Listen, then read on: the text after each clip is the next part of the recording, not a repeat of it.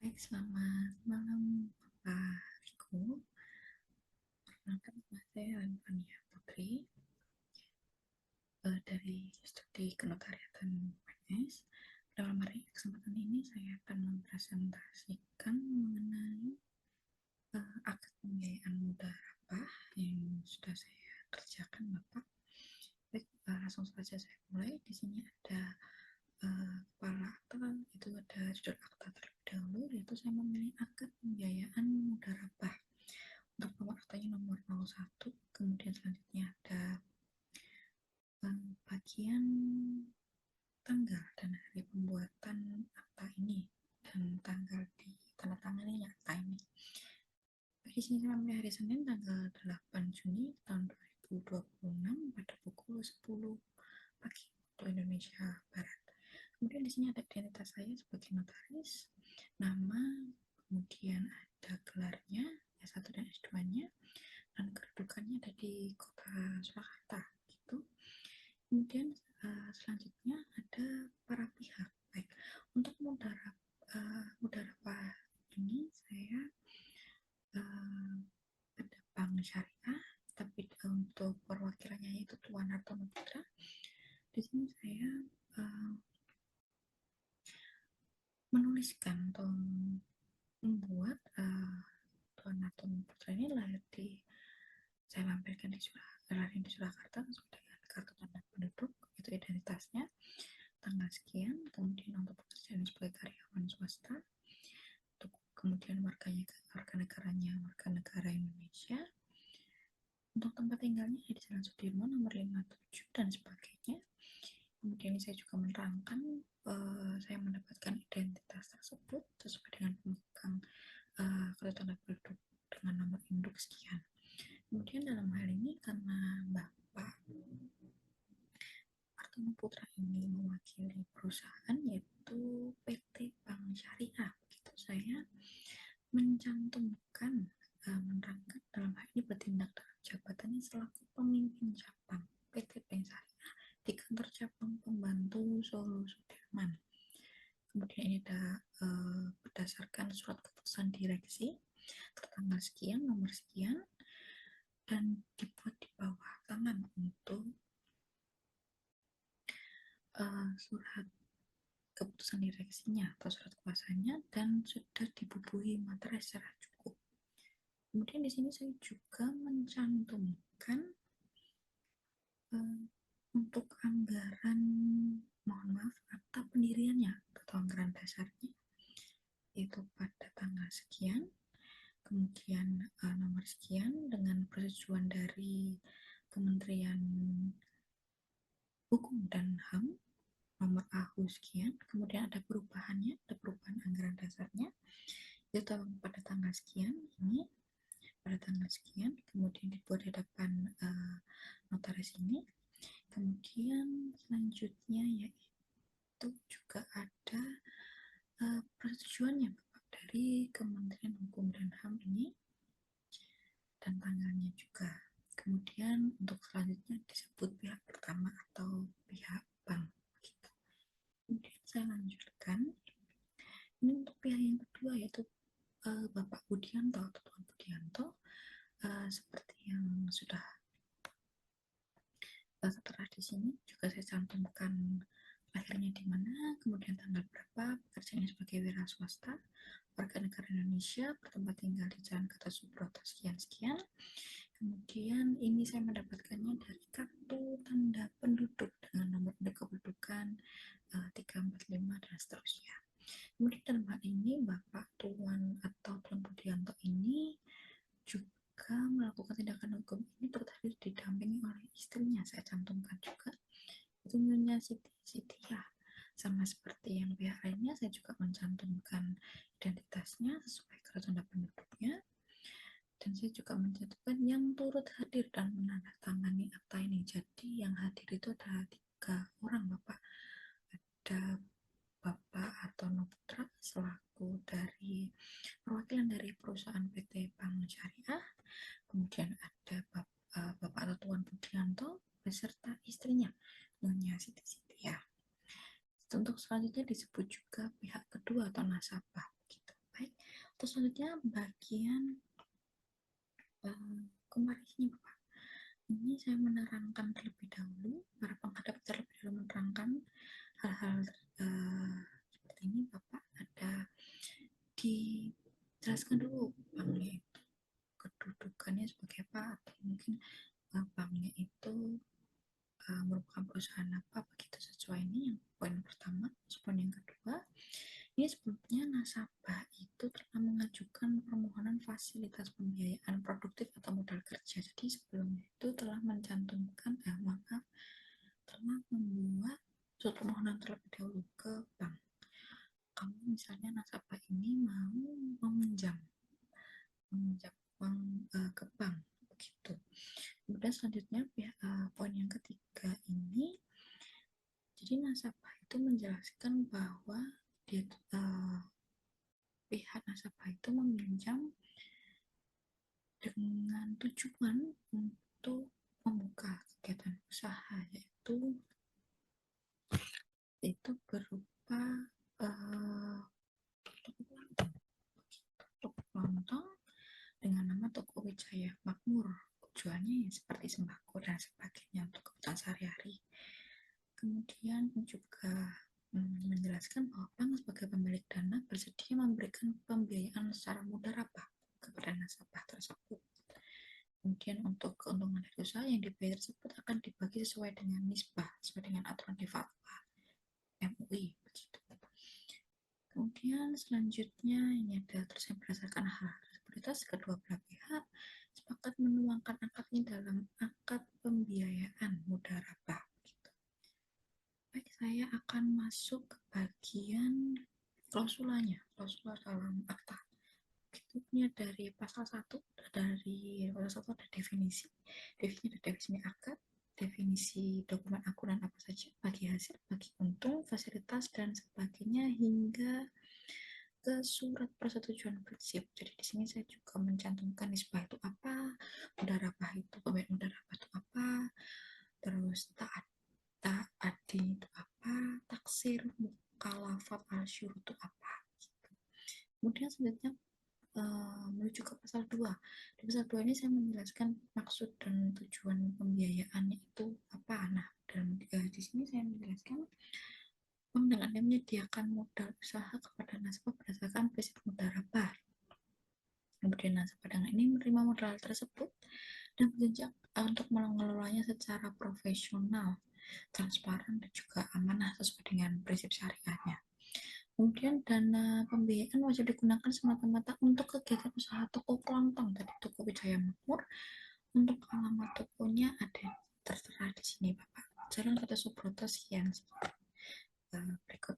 Baik, kemudian saya menuju ke pasal 3, ada objek akad. Di objek akad ini saya menjelaskan mengenai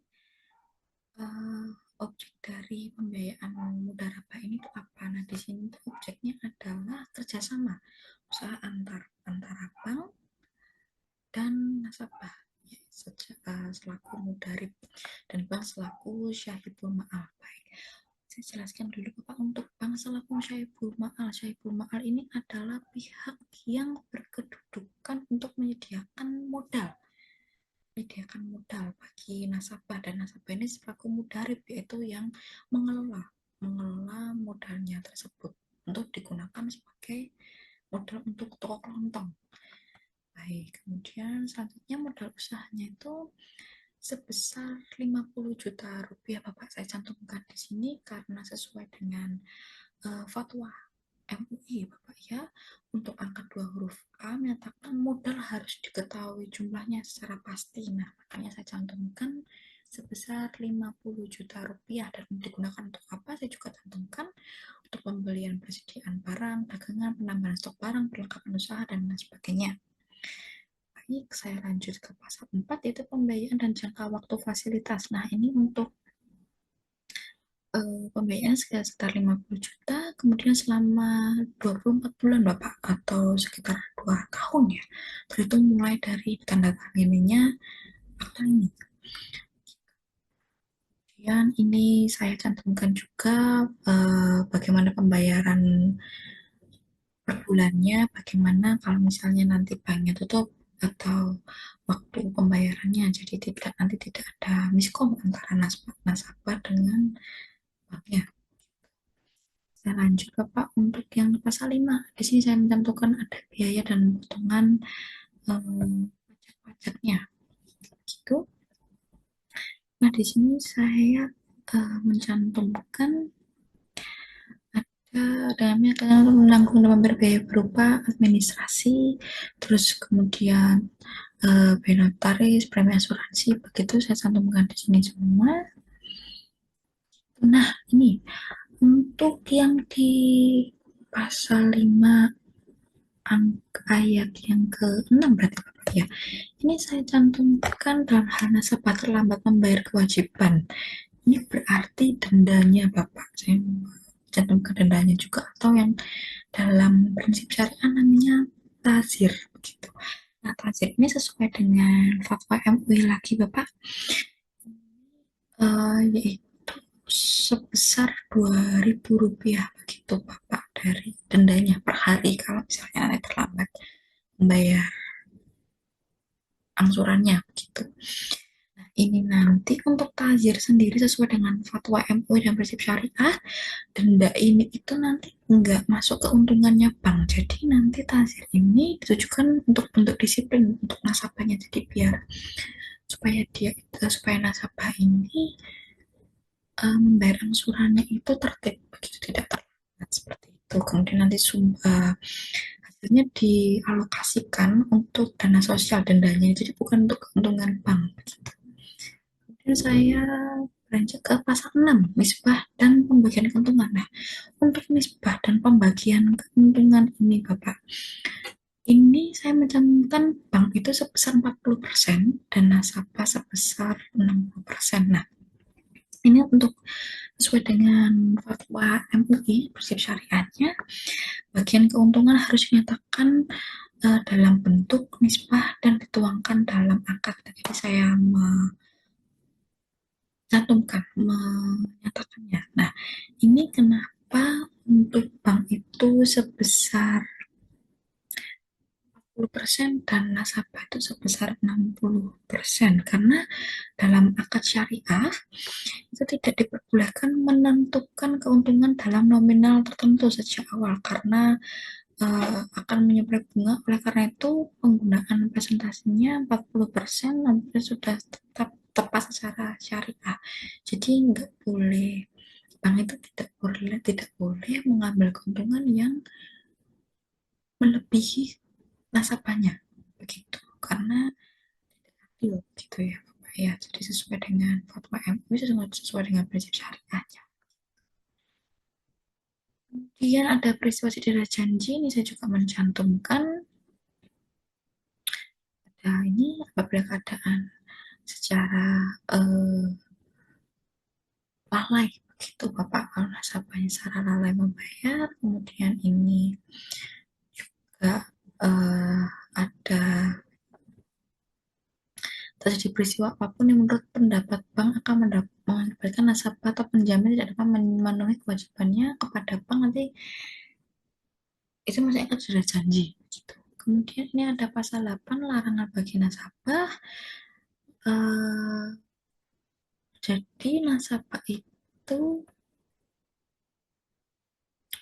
Jadi begini, nasabah tidak boleh melakukan satu atau lebih hal-hal sebagaimana dimaksud dalam ketentuan pasal ini terkait objek yang dibayar oleh bank dalam akad ini kecuali telah mendapatkan persetujuan tertulis lebih dahulu dari bank. Misalnya seperti ini, menjaminkan atau menjual atau memindahtangankan, menyewakan seluruh atau sebagian harta kekayaan nasabah kepada pihak lain, itu kan dilarang ya Bapak ya.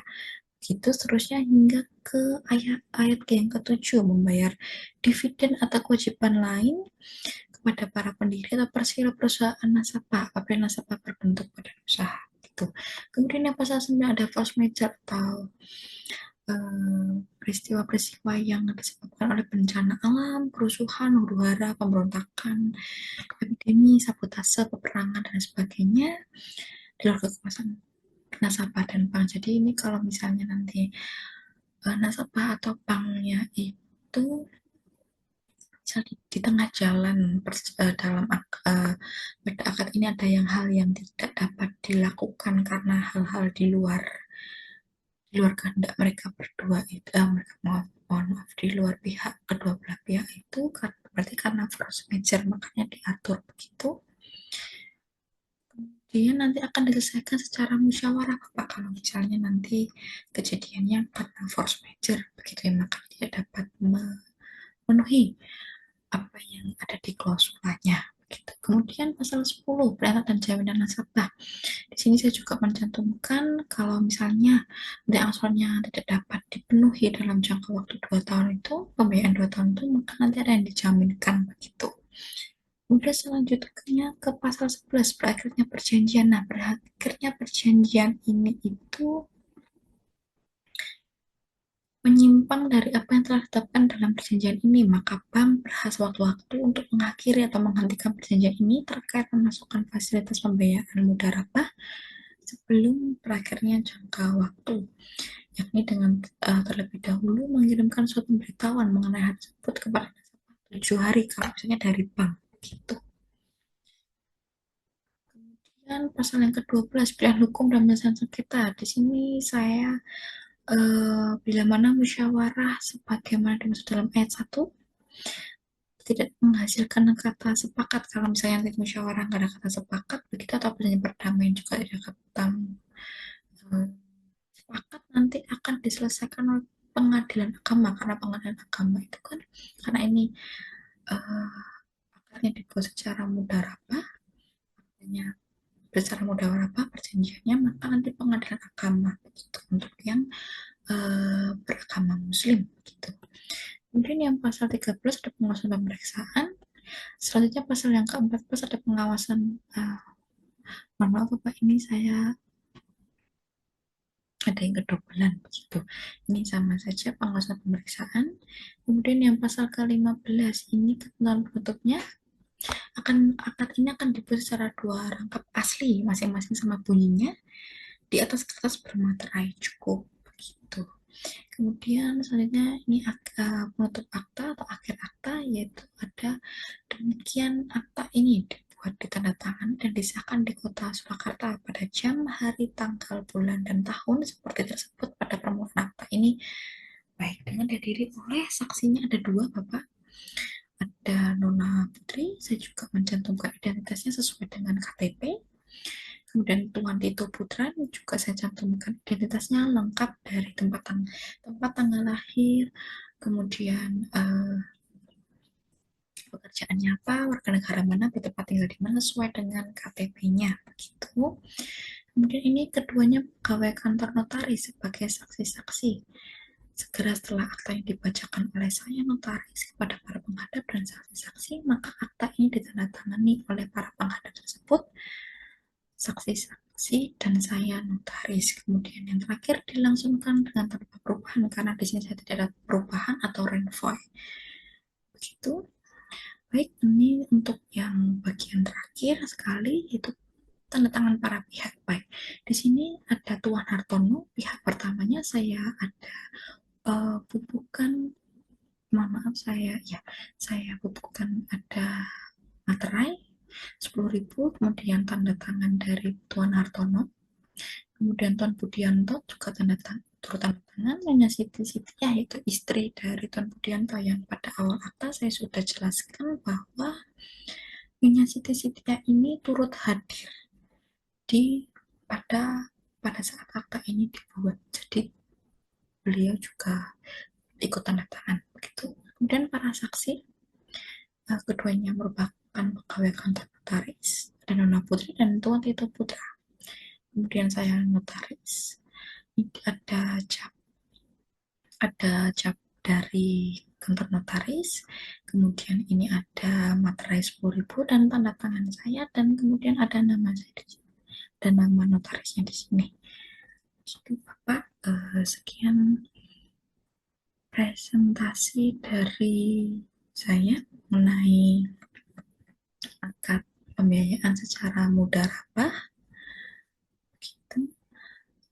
Maaf Bapak jika ada kemungkinan ada kurang salah dalam saya membuat akta atau dalam saya mempresentasikan tugas ini. tugas akad pembiayaan udara Pak ini. Mohon revisinya Bapak kalau misalnya nanti ada kesalahan, kurang gitu. Terima kasih Bapak. Selamat malam.